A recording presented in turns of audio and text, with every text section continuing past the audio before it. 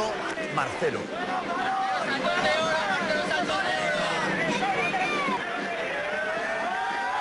Fue en el calentamiento. Y luego también llegó la famosa banda de música de Mestalla, que es una maravilla, pero que el que es nuevo ahí no lo acaba de entender. Ahí saludando a todos, uno de los encargados, ¿no?, de organizar el tema de las bandas.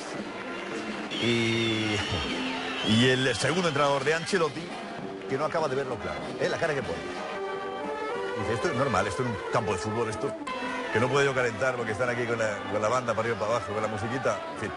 Bueno, ya con el tiempo lo irá asumiendo, pero son las mejores bandas de Valencia, de toda la comunidad, que merecen ahí ese momento fantástico de reconocimiento, ¿no? La intensidad del calentamiento del Madrid, tremenda.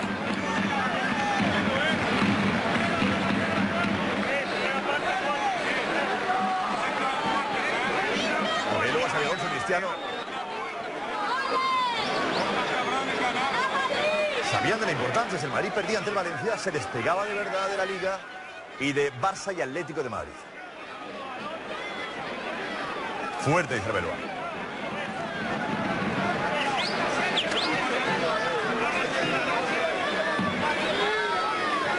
Nos tiran fuerza, hay que empezar fuertes, hay que estar concentrado, hay partido importante. ¿Y cómo reacciona, por ejemplo, Benzema o Cristiano al gol de Gese?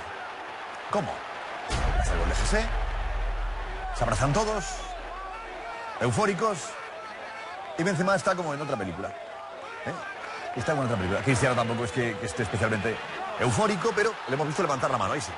Cristiano levanta la mano, levanta el brazo, pero Benzema no reacciona de la misma manera. El pique de Cristiano y Matías,